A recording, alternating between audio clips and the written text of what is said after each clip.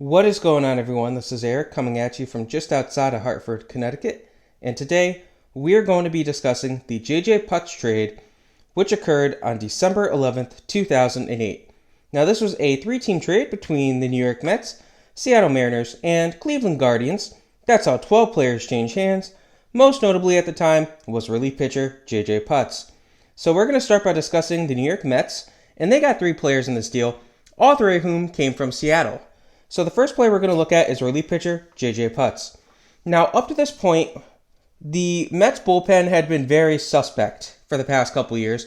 They had cost them some big moments, and the Mets fans wanted some new relievers. As a result, this trade was made. So J.J. Putz was brought in to help solidify the bullpen, but unfortunately for him and the Mets as a whole, he had a disappointing season, recording a 5.22 ERA with a pair of saves across 29 appearances before he was allowed to walk. Now, they also got relief pitcher Shawn Green in the deal, and Green was a decent reliever for 2 seasons, although he did miss most of the 2010 season with a rib injury. He had a 4.44 ERA across that time with a single save before he was allowed to walk. Lastly, the Mets also got outfielder Jeremy Reed. Now, we are discussing this trade because Jeremy Reed was acquired by Seattle in the Randy Johnson trade breakdown. That breakdown was long enough, and it will be linked in the description below, so we decided to follow Jeremy Reed here. So, Jeremy Reed, he hit .242 over a single season in a reserve role for the Mets before he would walk. Not the best trade for the Mets. How did Seattle do? So, Seattle got 7 players in total in this trade, 6 of whom, the first 6 that we're going to discuss, came from the Mets. 1 came from Cleveland. So, we'll start with Seattle by discussing starting pitcher Jason Vargas. Now, Vargas had a solid 4-year stint in Seattle. He went a combined 36-42 with a 4.09 ERA, but he was one of the better inning eaters on some bad teams in Seattle. And then he would be traded after those 4 years to the LA Angels in exchange for designated hitter Kendrys Morales. Now, Morales had a solid season in Seattle. He would hit .277 with 23 homers before he walked as a free agent. Pretty solid pickup for the Mariners there. Now, the Mariners also got some more players. The next one was outfielder Ezequiel Carrera. Now, Carrera was traded to Cleveland before he even made his MLB debut. So Cleveland is going to be discussed twice at this point. Now, of course, in exchange for him, Seattle would get another designated hitter named Russell Branyan. Now, Branyan, he hit .215 with 15 homers over a half season before he would walk as a free agent. So, not the best. Next, Seattle also got outfielder Endy Chavez. Now, Chavez, he had a solid start to the year, hitting .273 with good defensive numbers, but he would tear his ACL in mid-June, and then he would walk as a free agent. They also got relief pitcher Michael Cueto, and Cueto would spend 2 years in the minors before he was traded to St. Louis in exchange for shortstop Brendan Ryan. Now, Ryan would appear in 351 games over his 3 years for Seattle. He would hit .215, but he had top-tier elite defensive numbers. He would walk as a free agent, though. Very good pickup for Seattle, all things considered. Next, we have first baseman outfielder Mike Karp. Now, Karp would bounce between the minors and the majors for 2 years, and then served in a bench role for 2 years before his contract was sent to Boston in exchange for money.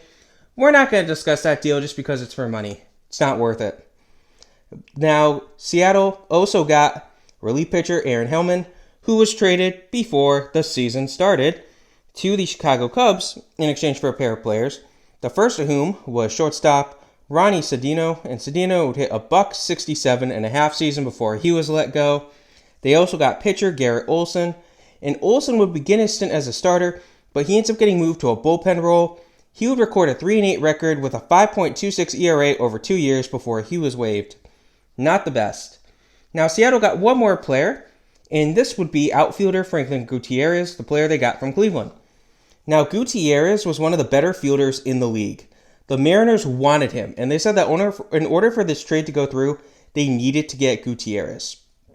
Now, he did commit a decent amount of errors for a center fielder, but this was because he covered so much ground. He covered a lot more ground than the average center fielder did. So he was going to make errors because he made plays on baseballs that were out of his zone.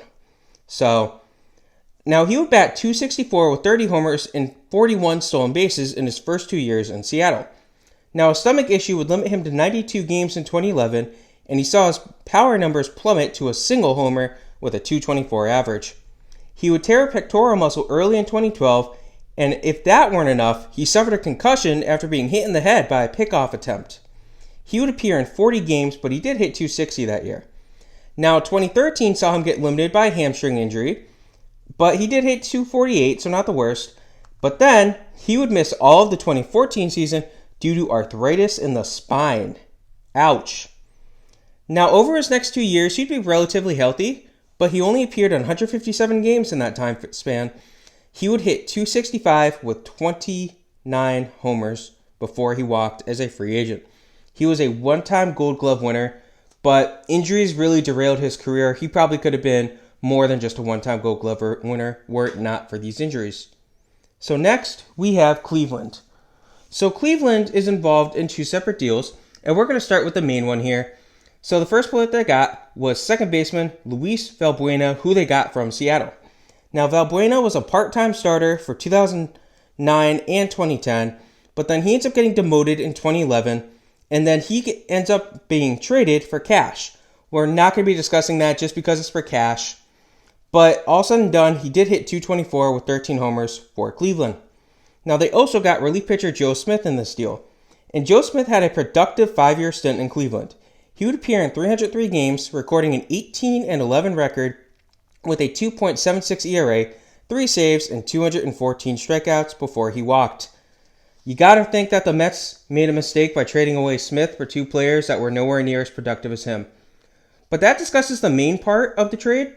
Let's look at the secondary teams, but first we're going to discuss Cleveland, who got a pair of players from Seattle, the first of whom was outfielder Ezequiel Carrera.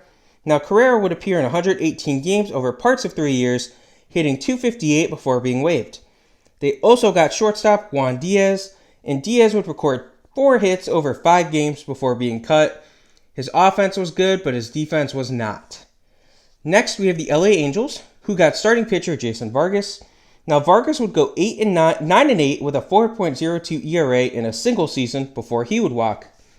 Next, we have the St. Louis Cardinals, who got relief pitcher Michael Cueto, and Cueto would bounce between the minors and the majors for parts of 3 years before being waived.